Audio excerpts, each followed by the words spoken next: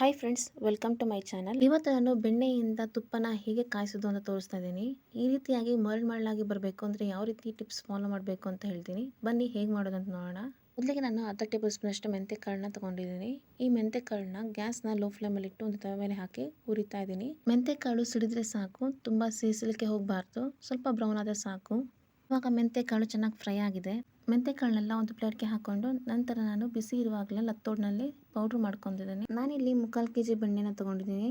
ಬೆಣ್ಣೆ ಎಷ್ಟು ಗಾತ್ರ ಇದೆ ಅದಕ್ಕಿಂತ 2 ಪಟ್ಟು ದೊಡ್ಡದಾದ ಪಾತ್ರೆನ ತಗೋಬೇಕು. ನಾನು ಇವಾಗ ಗ್ಯಾಸ್ನ ಮೀಡಿಯಂ ಫ್ಲೇಮಲ್ಲಿ ಇಟ್ಕೊಂಡು ಬೆಣ್ಣೆನ ಪಾತ್ರೆಗೆ ಹಾಕೊಂತಿದ್ದೀನಿ. ಬೆಣ್ಣೆ ಅದ್ರ ಪಾಡಿಗೆ ಅದು ಕರಗಲಿಕ್ಕೆ ಬಿಡಬೇಕು. ಯಾವುದೇ ರೀತಿ ಸೌಟ್ನಿಂದ ತಿರುಗಿಸೋ ಅವಶ್ಯಕತೆ ಇಲ್ಲ. ಬೆಣ್ಣೆನ ಅದ್ರ ಪಾಡಿಗೆ ಅದು ಕರಗಲಿಕ್ಕೆ ಬಿಡಬೇಕು. ಇವಾಗ ಬೆಣ್ಣೆ ಕರಗಿದೆ. ಇವಾಗ ಮೆಂತೆ ಪೌಡರ್ನ ಹಾಕೊಂತೀನಿ. ಅರ್ಧ ಟೇಬಲ್ ಸ್ಪೂನ್ಗಿಂತ ಕಡಿಮೆ ಅಷ್ಟು ಮೆಂತ್ಯನ ಹಾಕೊತಿದ್ದೀನಿ. ಜಾಸ್ತಿ ಮೆಂತ್ಯ ಹಾಕೋದ್ರಿಂದ ತುಪ್ಪ ಕಹಿ ಬರುತ್ತೆ, ಅದಕ್ಕೆ ಸ್ವಲ್ಪ ಕಡಿಮೆ ಹಾಕೋಬೇಕು. ಮೆಂತ್ಯ ದೇಹಕ್ಕೆ ತಂಪು. ತುಪ್ಪಕ್ಕೆ ಮೆಂತ್ಯ ಹಾಕಿ ಸೇವಿಸೋದ್ರಿಂದ ದೇಹದ ಉಷ್ಣಾಂಶತೆ ಕಡಿಮೆ ಮಾಡುತ್ತೆ. ಇವಾಗ ನಾನು 1/4 ಟೇಬಲ್ ಸ್ಪೂನ್ ಅಷ್ಟು ಅರಿಶಿನ ಹಾಕೊತೀನಿ. ಅರಿಶಿನ ಆ್ಯಂಟಿ ಆಕ್ಸಿಡೆಂಟ್ ಥರ ವರ್ಕ್ ಮಾಡುತ್ತೆ. ನಂತರ 6 ರಿಂದ 8 ಬೆಳ್ಳುಳ್ಳಿನ ಜಜ್ಕೊಂಡಿರೋದನ್ನ ಹಾಕೊತಿದ್ದೀನಿ. ಬೆಳ್ಳುಳ್ಳಿ ಹಾಕೋದ್ರಿಂದ ತುಪ್ಪಕ್ಕೆ ಒಳ್ಳೆ ಫ್ಲೇವರ್ನ ಕೊಡುತ್ತೆ. ನಿಮಗೆ ಈ ಫ್ಲೇವರ್ ಇಷ್ಟ ಆಗಲಿಲ್ಲ ಅಂದರೆ ಬೆಳ್ಳುಳ್ಳಿನ ಸ್ಕಿಪ್ ಮಾಡ್ಬೋದು. ಇವಾಗ ನಾನು 1/4 ಟೇಬಲ್ ಸ್ಪೂನ್ ಅಷ್ಟು ಹರಳುಪ್ಪನ್ನು ಹಾಕೊತಿದ್ದೀನಿ. ಬೆಣ್ಣೆ ಕರಗುವ ಟೈಮಲ್ಲಿ ನಾನು ಹರಳುಪ್ಪನ್ನು ಹಾಕೊತಿದ್ದೀನಿ. ಇದರಿಂದ ಎಲ್ಲ ಕಡೆಗೂ ಚೆನ್ನಾಗಿ ಹರಡುತ್ತೆ.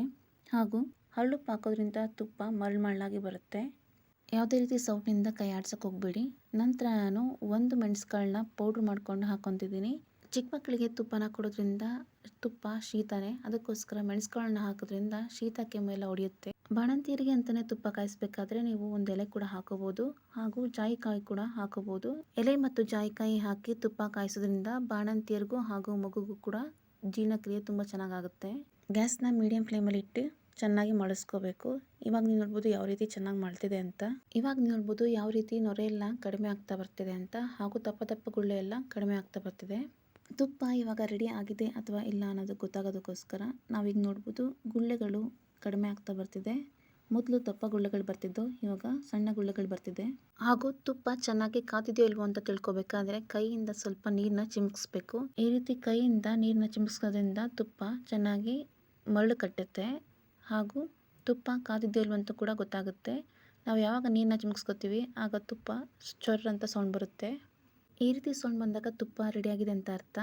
ಇವಾಗ ನೋಡ್ಬೋದು ಬೆಣ್ಣೆ ಚೆನ್ನಾಗಿ ಕರಗಿದೆ, ಹಾಗೂ ನಾವು ನೀರನ್ನ ಚಿಮುಕಿಸೋದ್ರಿಂದ ಕೊನೆಗೆ ದಪ್ಪಗುಳ್ಳೆ ಬಂದು ಈ ರೀತಿಯಾಗಿ ತುಪ್ಪ ಉಕ್ಕಿ ಬರುತ್ತೆ.